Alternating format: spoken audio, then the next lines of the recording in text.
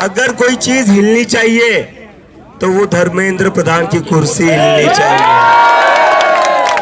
इन लोगों को डर लग रहा है, जो हमारे समर्थन में जो भीड़ आ रही है ना, उससे ना इनके बॉस जो है होम मिनिस्टर, वो थोड़ा मुझे लगता है नर्वस हो रहे हैं।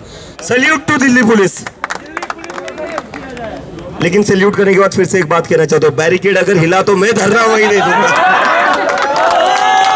अगर बैरिकेड 1 इंच भी हिला मुझे बुलाइए, मैं वही लेट जाऊंगा।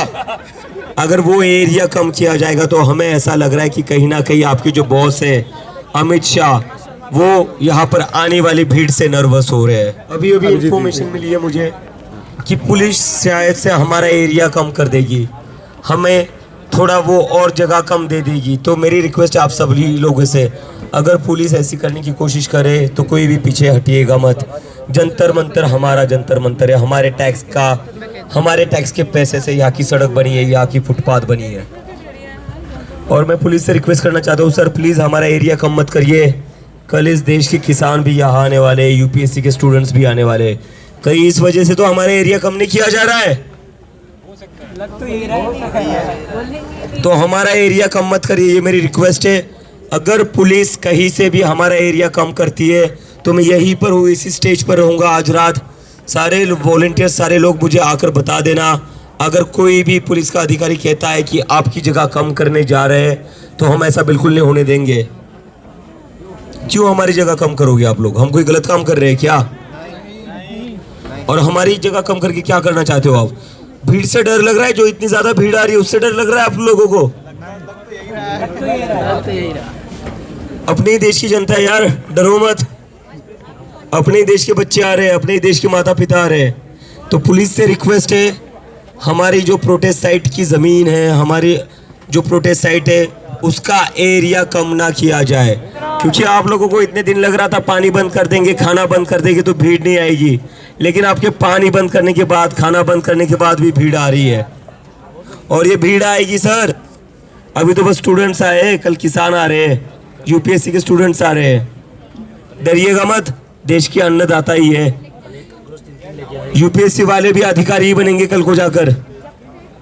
सारे अच्छे लोग आ रहे हैं, सारे ऐसे लोग आने वाले जो देश को चलाने वाले लोग हैं, देश को संभालने वाले लोग हैं, देश को पालने वाले लोग हैं। ये लोग देश का बोझ नहीं है, ये लोग इस देश को चला रहे हैं। बोझ तो ये सरकार बन चुकी है। तो ये प्रोटेस्ट साइट का एरिया बिल्कुल भी कम नहीं होना चाहिए। एक सेकंड में थोड़ा खड़ा होकर ही बोल देता हूं। प्रोटेस्ट साइट का एरिया बिल्कुल भी कम नहीं होना चाहिए। पुलिस वाले प्लान कर रहे हैं कि हमारा प्रोटेस्ट साइट का एरिया कम किया जाए। ये आज रात को कोशिश करेंगे कि बैरिकेड थोड़े और नजदीक लाए जाए ताकि हम लोगों को जगह ना मिले।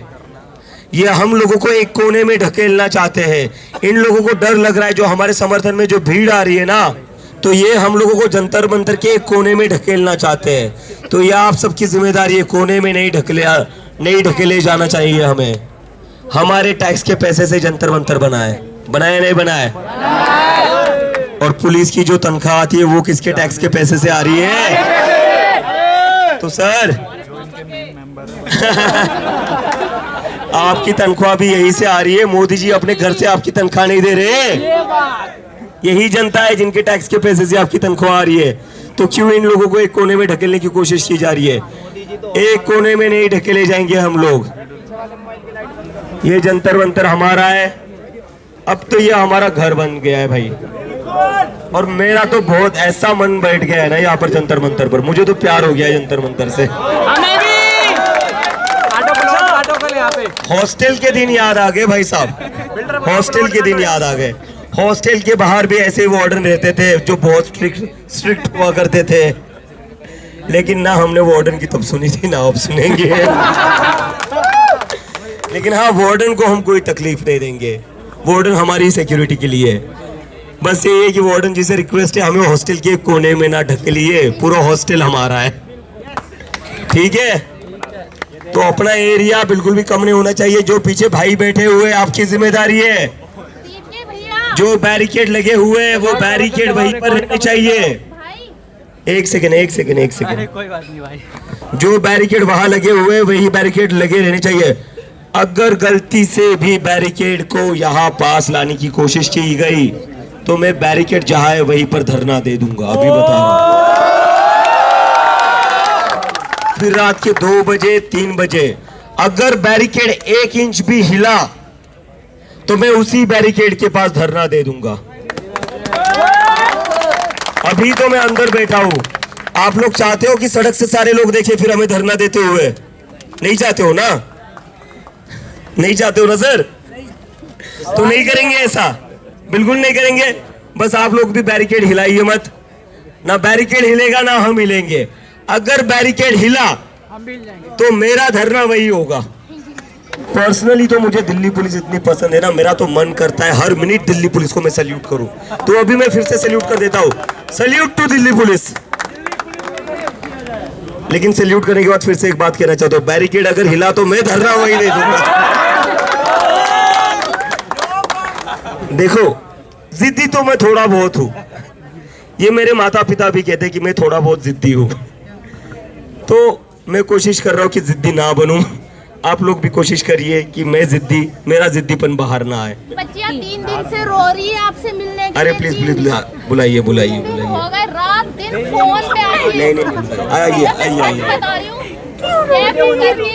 अपनी बच्चियों के साथ आई मैं पता नहीं वो माँ कैसी होगी जिन्होंने आपको पैदा किया।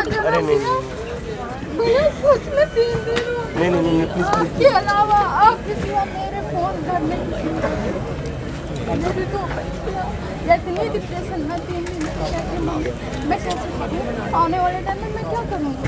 मैं पढ़ाई नहीं करूँगी, ट्यूशन भी नहीं ऐसे नहीं करना है, पढ़ाई करनी है, पढ़ाई करनी है। बेटा नहीं है, ये दो मैं हूँ। बेटी बेटा है, मैं हूँ। ये सारे लोग हैं यहाँ पर। बेटी ही बेटा है। हाँ, हमारी छोरियाँ छोरो। नहीं मैं प्लीज आप रोइए प्लीज। मैं रो नहीं रही हूँ, मेरा दिल से मैं देख रही हूँ आपको। उस माँ को मैं सलाम देती हूँ जिसने भगत सिंह का नहीं